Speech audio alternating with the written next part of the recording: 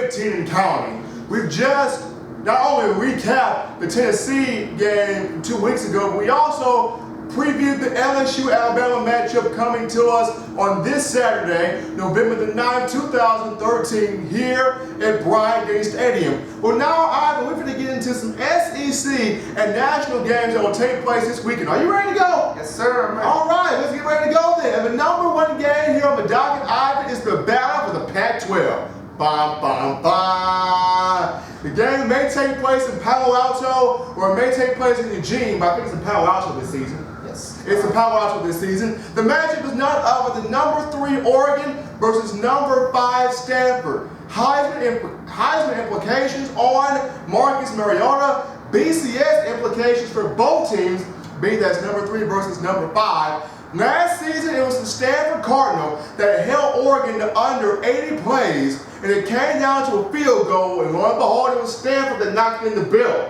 Final score is 17-14 in favor of the Cardinal, knocking off the Oregon Ducks and denying them an opportunity to play for the BCS National Championship. This is the second go-around for this meeting. The difference is no Chip Kelly. This is Mark Helfrich's time to lead the Oregon Ducks past David Shaw and the Stanford Cardinal. Ivan, who has the most pressure in this game, Marcus Mariota or Kevin Hogan?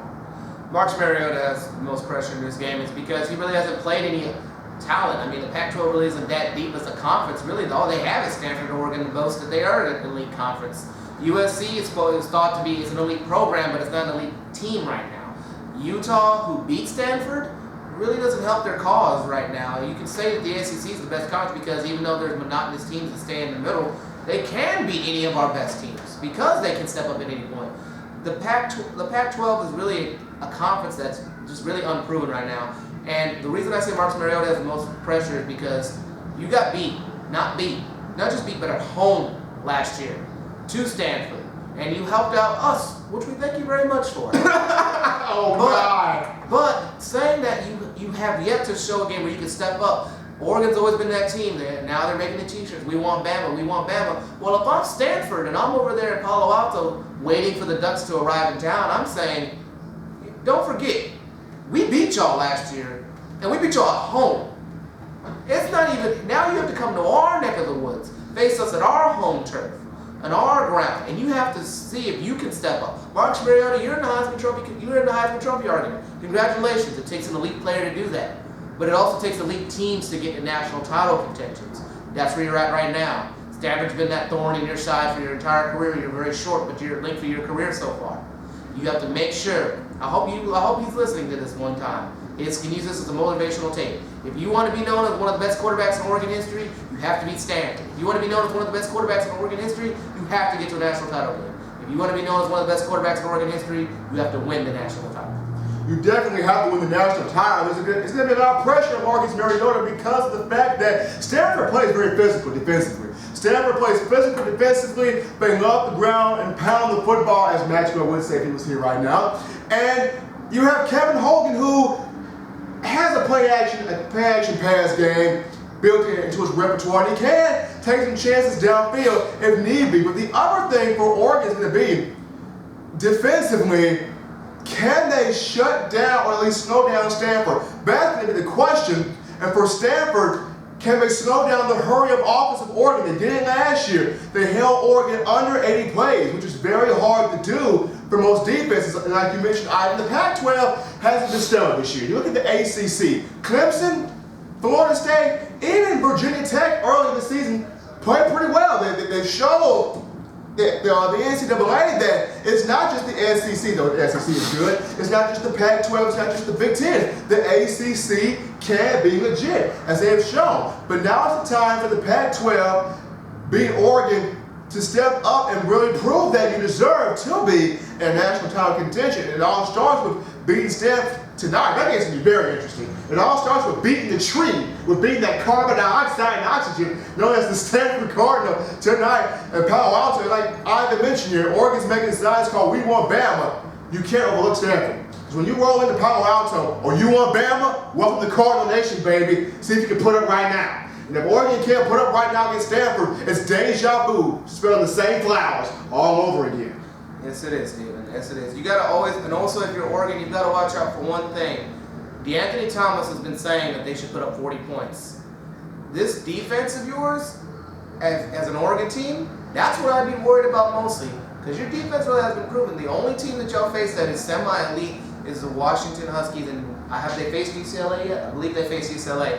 And they really they really weren't as dominant as they were in previous games. They weren't that stellar. They weren't as stellar, so, and those defenses are medium of the pack, maybe a little better than the middle of the pack. Stanford has an elite level defense. They're bringing back mostly a junior and senior run defense. They know what to do. They know how to get the job done. Most of them were there for last year's game. So if you're Oregon, I'd be worried about my own defense and not Stanford's defense giving up 40 points. Well, now we're going to get to a prediction for this game right here between Oregon and Stanford. It's in Palo Alto. All eyes will be on Marcus Mariota, including Mel Kiper Jr. and Todd McShay, trying to prove their point of is he really the #1 quarterback in this draft class? All eyes will be on Stanford. Can Kevin Hogan and David Shaw and Stanford Cardinal do it again? Ivan, your prediction right now, Oregon and Stanford. My prediction for this game is going to be, I'll say 38-35 Stanford. Oh, hello! I picked Stanford in the upset for one reason, and it goes back to a history lesson for people. A couple years ago, there was this highly touted USC team, #2 in the nation. Quietly, nobody noticed that they were coming into Palo Alto, not thought of as one of the loudest stadiums in the nation. Quietly, ESPN does an in-live game coverage to the game. USC, the #2 team in the nation, Matt Barkley's senior year, it was actually last year, I believe, gets shocked on the road against Stanford. Stanford beats the #2 team in the nation. Nobody notices it, nobody talks about it, and then they go on to beat Oregon, an elite team. Stanford and that program has quietly built a consistent team that can put points up also, but also come with an elite defense, and that's why I'm picking it. And it's all things going towards Jim Harbaugh at first. Jim Harbaugh coming in doing a fantastic job and then leaving in the position to David Shaw, who has really came into his own as a head coach at Stanford. But you're going 38-35 in favor of Stanford. I'm going to actually say Oregon in this matchup, and the reason why I'm going to pick Oregon by the score of 30. I'm going to pick Oregon by the score of 35-28. Reason being, Marcus Mariota, he makes one drive where he proves himself to the world that he deserves to be picked in the first round of the NFL draft. Kevin Hogan's going to come to play with a chip on his shoulder. David Shaw is going to have that Stanford defense like pit bulls going after meat. They're going to be ready to play, but I think Marcus Mariota has this one drive that the team stares him in the face, and in the words of Mark Jackson and Reggie Miller, the team's going to look at Marcus Mariota and say, well, bad man, what you got to say now? And I think Marcus Mariota will have this shot to put the team on his back in one drive and get the job done. I'm going to go with the Quack, 35-28 over Stanford and Palo Alto. But game #2 here on the docket, it's a Big 12 matchup, and it's a matchup that boasts two Heisman front runners for one team, that being the Baylor Bears. They have Bryce Petty at quarterback and Nate Seastrunk at running back, both going after this Heisman Trophy for the same team, being Art Royals and those Baylor Bears. You have the Oklahoma Sooners who, for some reason, I don't know if it's just the mystique of Bob Stoops and a visor. I don't know what the deal is, but Oklahoma always seems to find itself in the top 10 of the BCS standings every year around this time. They're not really the mentally tough team, but they always try to wiggle their way around and find themselves in this situation every single season. So right now, the Sooners with Blake Bell, you're going up against a Baylor team that, for some reason, since Robert Griffin III has just exploded on the map, they have been outstanding. They're scoring, 69 points a game this season? They've just been outstanding. So, if this game be there in Waco, Texas, which I think it may be in Waco this season, last season, Baylor shocked Oklahoma in Norman last season. So, this season is in Waco, Texas. What can the Sooners defense do to put some ice on this fiery Baylor offense right now? Because they're on fire. I don't think they can. And the only reason I say that is because Oklahoma, like you said, always finds a way to be in the top 10 for some random reason, no matter if they're not mentally tested and no matter if they're even the best team. there's just one game I always think back to, and it's not because I'm just from the state, it's the Red River rivalry against Texas. Texas was a very struggling team. Oklahoma was predicted to destroy Texas in that game, just annihilate them and mop the floor with them. And they go on to lose to Texas, and not a very good team at that point. And that's actually helped Texas more because they said we can't hang with supposed big boys of the Big 12 right now. And Oklahoma, even though they lost to Texas, I don't know how they're ranked in the top 10 for that reason. And Texas isn't even ranked the team that beat them. And Texas has gone on a win streak since then. Oklahoma, I think this is the game where Big Game Bob name, which is really a sarcastic comment because he really hasn't won any big games. I think it really comes back again. And I think Big Game Bob, the ugly side of Big Game Bob, will show up in this game. He has been a choke artist in huge games, so you have that right there, Ivan. And Oklahoma didn't even, this was not even Colt McCoy that beat Oklahoma. This was Case McCoy. This is the younger brother that puts on a show against Oklahoma. Case McCoy playing for Texas. But when you look at the pedigree of Bob Stoops and big games, you think back 2003, BC's title against LSU. Nick Saban at that time with LSU. What happened? Oklahoma loses. You look at BC's title, Oklahoma versus Florida. At this point, you have Urban Meyer, Tim Tebow mania in Florida. 2000, I want to say 2006, 2007, 1 to 2 years.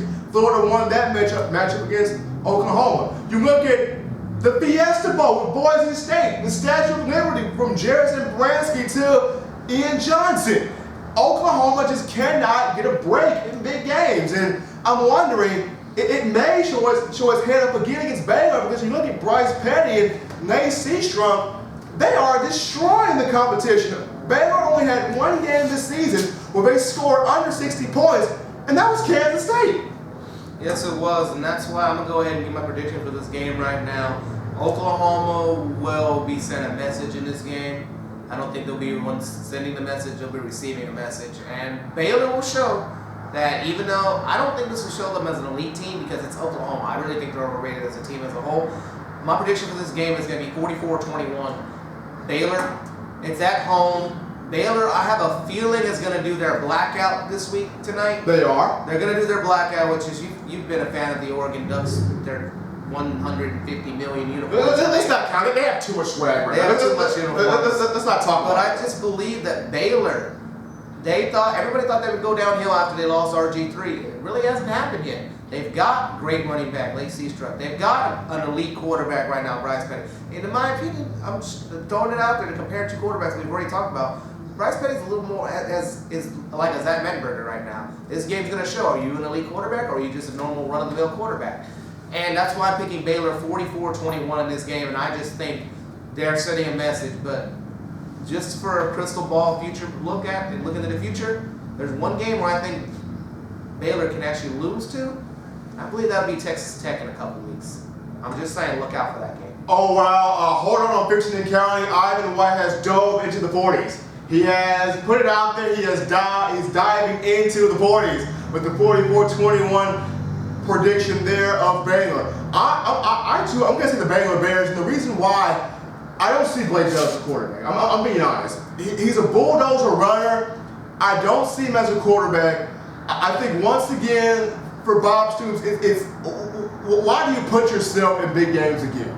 It's the big game mentality of, oh my, it's happening again. I can't lose, and you lose. And Bryce Petty's going to put on a show.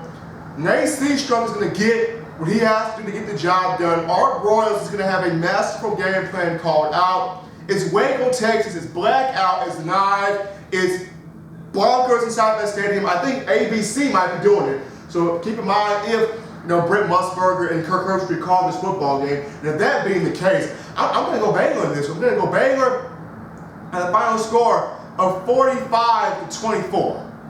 Oklahoma with Blake Bell will try, but this is Heisman time for Seastrunk and Bryce Petty. This is Bryce Petty's time to say, Oklahoma is not the best team in the Big 12. We're taking over here at Waco, Texas, and we're going to show you why we're taking over. So I'm going to go with Baylor, 45-24 over the Oklahoma Sooners. We're going on from Big 12 to ACC. We got the number 11 Miami Hurricanes coming off of a horrible, depressing loss against Florida State and James Winston last week, taking on the Virginia Tech Hokies, who are kind of on a free fall. You lose to Duke.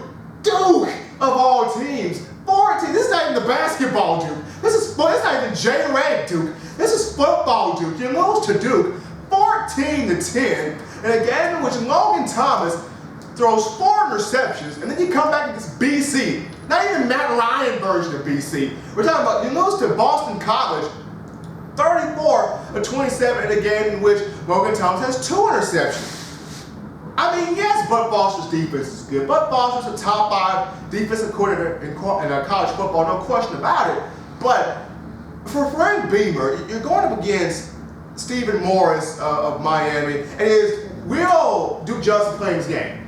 No, he's out for the season, unfortunately, with a broken ankle. Oh wow. But if you're Frank Beamer, what are you saying to Logan Thomas right now?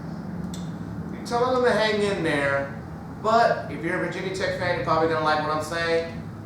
It's going to be a very good week for you. This game's back at Virginia Tech.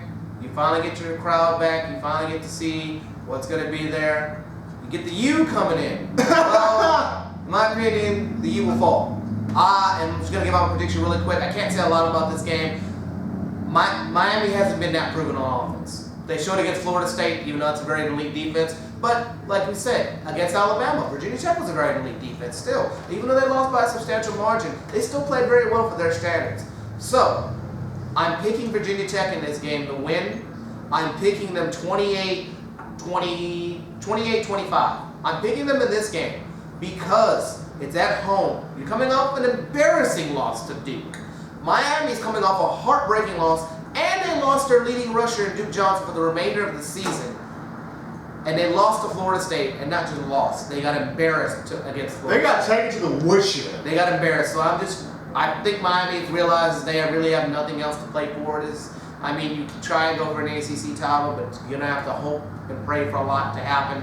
So Virginia Tech, congratulations, giving you the win 28-25 this week. My goodness, Ivan! If you've made one person happy, it will probably be Kenneth R. Smith, who's probably at work right now, sitting down on the couch, possibly watching this show. But Virginia Tech coming into this matchup with Miami, Bud Foster's going to have his defense prepared to play. I'm pretty sure Frank Beamer's telling Logan Thomas, look, young man, you're 6'6", you're 249 pounds. Just don't turn the ball over. That's all he asks. Just don't. If you see nothing's there, get 4 or 5 yards with your feet. Throw the ball away. Do not make a mistake in this football game. And like I've mentioned, Duke Johnson will now play that as a blow to the Miami Hurricanes. You still haven't really seen the elite version of Stephen Morris come out yet also. I like Virginia Tech. It's in Blaine Stadium, Blacksburg, Virginia. I like the Hokies in this game. Close ball game. I'm picking Virginia Tech 28-21. The Hokies will get it done against number 11 Miami. Final game here on the docket. We're going back to the SEC, the Southeastern Conference. And lo and behold, Ivan, I'm scared. And the reason why I'm scared is because Auburn is the number 9 team in the nation. Which makes this Iron Bowl, if Auburn continues to win, very interesting. You look at what Gus Malzahn has done, it is remarkable. Auburn goes from 3-8 last year to only being a 1-loss team so far this season. They go up against Butch Jones' Tennessee Volunteers. Now, Butch Jones, he doesn't have his finger on the pulse yet, but in 2-3 seasons, Tennessee will be back to being the elite teams that they had under Coach Phillip Fulmer. But going into this matchup against Auburn, against Nick Marshall, Trey Mason, Nosa Igwe, Sammy Coates, those Auburn Tigers, what does Butch Jones say to this group of Volunteers? Guys, we've had a lot of tough games, and Butch Jones himself has said we'll probably have one of the toughest schedules in college football history. We've hung in there. We've had to face Alabama, had to face Oregon on the road, had to face Alabama on the road. And Georgia at home. Georgia at home. Now I've got Auburn, the shocking team that's ranked number 9 in the nation, boys. Go out there and just try not to get hurt. That's all. Try not to get hurt? Try not to get hurt because Auburn's going to do something that they haven't had a chance to do in a while this game. They're going to do a little gamesmanship. They're going to do a little one-upsmanship. They know Tennessee is an Alabama rival. And they saw the way we beat them. I think they want more. I think they want to say, we can beat the team. We'll score 45-10, I believe, in the Tennessee game for us. We can beat them worse. We can do more to you than what Alabama did to you. And we want to prove we're better than Alabama. I'm going to throw out my prediction right now. Auburn will score 50 points. Oh no! He has surpassed the 40s. Oh no! 52-14 will be the final score in my opinion. Are you kidding me? Auburn will show up. They realize they are almost there. What they've been waiting on. Every Auburn fan waits one time a year because they can brag. 365 days a year that they can beat Alabama. They want to prove they can beat Alabama. You have to beat the team. You have to beat a team worse. And that's what Alabama, I think, is going to try and do this week against LSU. You beat Auburn. LSU beat Auburn. But we've got to not only beat LSU, we've got to dominate LSU to prove that Auburn really isn't. Both of these teams are on a collision course right now. If they can run the table on both sides, they're on a collision course. So I think both of them are just trying to send messages at each other and play a little gamesmanship this week. I think this Tennessee team is done. They've had a nice little story. They almost beat Georgia. They beat South Carolina. That was a nice little story. They got a very good win for their new head coach. This game is different. You're playing more elite teams now. You've had to face Missouri. You've had to face Alabama. Now you have to face an elite-looking Auburn team. So again, 52 or 53-14 is my final score of this game. Tennessee, may you rest in peace. Either you're smoking some very high Auburn cigars, or you broke into a wine cellar and got you some blue and orange cognac. Either or, I can say you did 52. My goodness, 52-14. Are we really pulling that right now? Okay.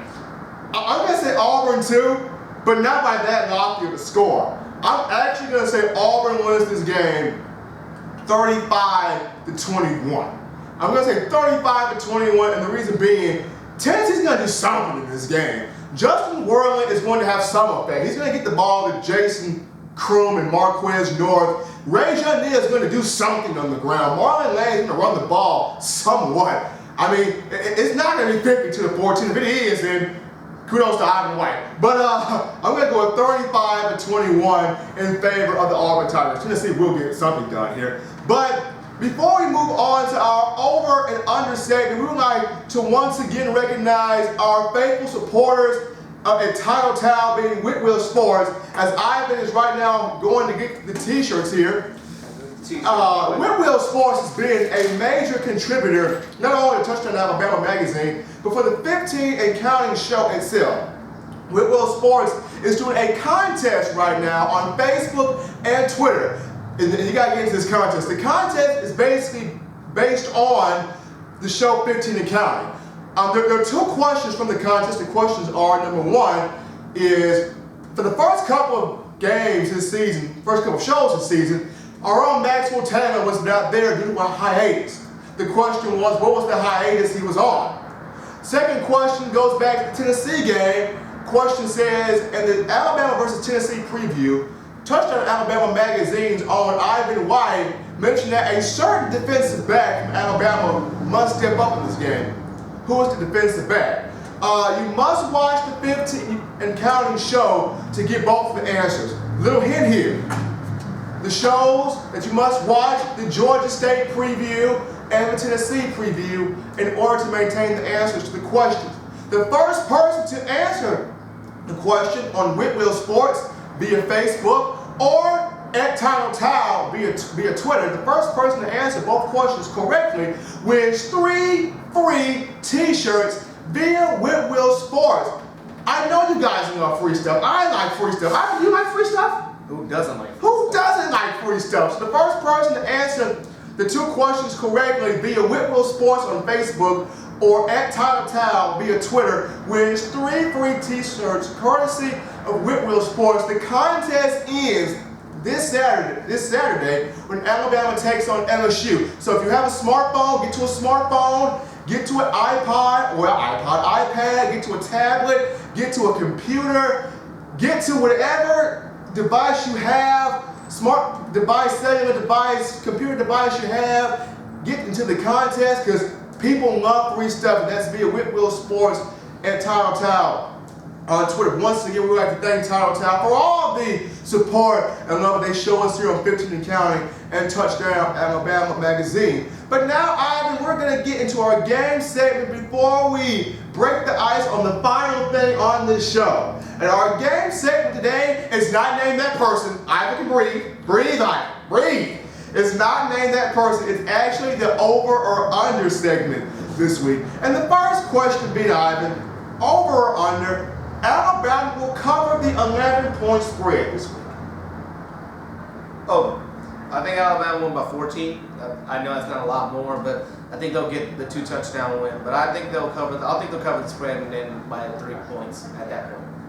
I'm gonna say over as well. I think they too get it by 14. I think that this is the game where A.J. McCarron basically looks Mel Kiper Jr. and Tom McShay in the face and says, "Hey, don't forget about me. I deserve to be in this Heisman conversation just as much as Manziel, just as much as Mariota, just as much as Jameis Winston. I deserve to be in this competition." So I think Alabama will cover that. I think T.J. Yeldon and Kenyon Drake will hold on to the ball in this football game. And I think the Alabama pass rush will finally wake up and say, "Hey, we got to get pressure on this Mettenberger kid. Hold on now. We got to push the paint back here." So I think Alabama will cover that spread. Number 2, both T.J. Yeldon and Kenyon Drake will both surpass 100 yards and at least get 2 touchdowns. I'm going to say under on that one. The reason I say that is because I don't think Drake will get the 100 yards. I think it'll be Christian Jones as an all-purpose player. I don't think it'll be him. 2 players will get over 100 yards, but I just don't believe it'll be Drake. You don't believe it'll be Drake? I am actually going to go with over here. No, I'm not going to go over. I'm going to go over. I think Kenyon Drake and T.J. Yeldon, because when you look at T.J. Yeldon, he's 6'2", 218 pounds. He's the power guy. He's the guy that's going to take the contact. He's the guy that when defensive backs and linebackers, safeties, you dare come up to hit him, he's going to truck them, move out the way, and then get to the second level. Well, Kenyon Drake, he's the change of pace guy. He's the juke guy. If he sees the defensive back come up to tackle him, he's going to juke out of the way, get that game-breaking speed, and take it to the house. I think that both Drake and Yeldon will get to the 100-yard mark. I think they both will at least get 2 touchdowns in this football game. So I'm going to go over on that regard. Number 3, A.J. McCarron will pass for 300 yards and toss at least 3 touchdowns. I'm going under on that one as well. I say that because I feel like the run game is going to be a lot more influential than the pass game. A.J., I predict maybe get 280 yards, 2 touchdowns, possibly 3 touchdowns. I don't think he'll break the 300-yard mark as a passer this game. I just think this rivalry is such a nitty-gritty rivalry that it has to be one on the ground. And that's why I say Jeremy Hill is going to be a key player for them. T.J. Yeldon and Christian Jones are the key players for my half. So I just think he'll be under. He'll be under in this game, too. I give A.J. 250 to 270 yards passing. He'll have the 3 touchdowns, especially if Kevin Norwood, Amari Cooper, and Kenny Bell, and even Christian Jones. Let's even throw O.J. Howard in the pot there. If they come out to play, he will have the 3 touchdowns. But as far as yards, between 250 and 270 in my regard for A.J. McCarron. Number 4, Alabama's defense will surrender over 100 yards rushing to LSU. I think that's under. I don't think they'll give up 100 yards rushing to one player. Now, as a team, yes, of course they'll give over 100 yards. Not to one player. Jeremy Hill will not rush for 100 yards in this game. Somehow, someway, LSU will get over 100 yards rushing. If they don't, this game's going to be a lot uglier than what I presumed it would be. But if you mean, so to speak, as to one player, no. If you mean, so to speak, as a team, then yes, I do think over for that.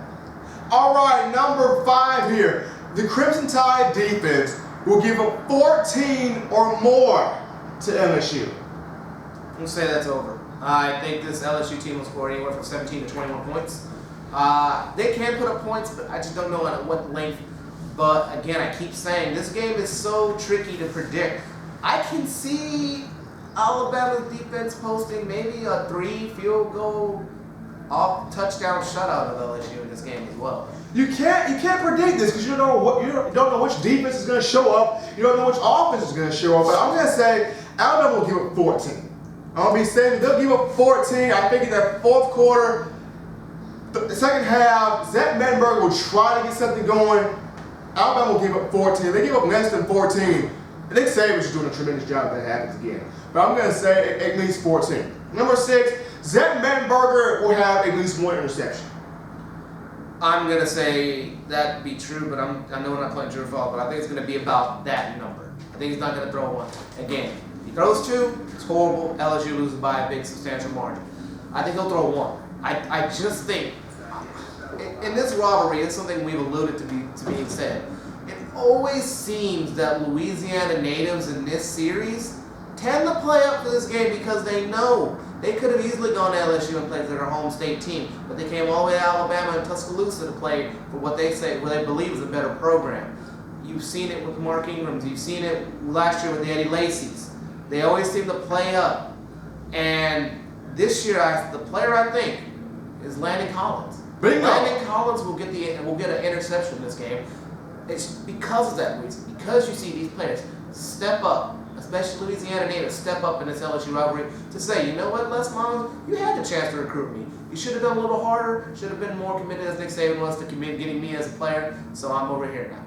All right, since you mentioned Landon Collins possibly getting an interception, that brings us to number 7's over-under. Will Deion Blue get at least 1 pick in this game? No, I don't believe Deion Blue will get 1 pick in this game. Deion Blue is one of those players on the defense that scares me. And I don't mean scares me as an elite talent. He scares me because he can get beat very easily on the long ball. Deion Blue was my key factor for a previous game. I'm not going to say which game it was. But he's also a key factor in this game because he has the threat to get beat in long ball. And that's why I believe this Alabama defense has to load up the box, as I said earlier, and rush Mettenberger and pressure. And on that note, you may have Deion Blue on Odell Beckham Jr. in this matchup, and that could be very interesting. Yes, it could. Deion Blue has yet to show me anything that proves that he's even improved. I know he's been there for a while, but he really just hasn't shown me enough where I can say over. All right, number 8 and the final over or under today, Ivan. Les Miles. We know that's the Mad Hat, the guy that is just unpredictable, and the guy that goes on rants as well, and people love him for that. Les Miles will go for it on 4th down at least 3 times in this game. I want to say under for that one. I know it's No. You can't say under. That is a cardinal sin to say under in this one. I just believe that Les Miles, I think he's going to pull his bag of tricks out. We all know he's going to pull his bag of tricks out for this game. He did the 4th down, going for it on 4th down last year. He's got to pull some new material this year, ladies and gentlemen. So, be prepared for a surprise onside kick. I wouldn't be surprised if LSU defers, purposely gives Alabama the ball on the opening kickoff, and he purposely kicks an onside kick. That's Les Miles for you, ladies and gentlemen. I can see him doing that, doing a surprise onside kick to start the game off. So that's why I think he'll go for it on 4th down, but he'll pull some different tricks out of his pack. And as Georgia did last year in the NC title game against Alabama, maybe a fake punt. He won't go for a 4th down. Well, they're technically he's going for a 4th down, but still, he'll just pull these random things out of his hat. I'm going to go with over. I think he's going to go for it on 4th down at least 4 times. The reason being, it's Les Miles. If it gets late in the game, we're talking between 4th and 5 to 4th and really short, Les is going to go for this. He's going to look at the kicker and go, I love you, man, but I'm thinking 7. I know you're here for 3, but I'm really feeling the 7 right here, so we're going to go for this one. And also, as Ivan mentioned, watch out for onside kicks. Remember the Auburn game, 2009, in the plains of Jordan-Hare Stadium over there in Auburn when Gene Chizik, who was the coach for Auburn at that time, pulled the onside kick with Wes Byron. So, lo and behold, that could very well happen in this matchup between Alabama and Auburn. Well, that will be all for the over or under segment here on 15 County. Coming up next, the segment you don't want to miss. We have 2 guests that will reveal themselves right after this. Got enough time to think about your prediction? Yeah.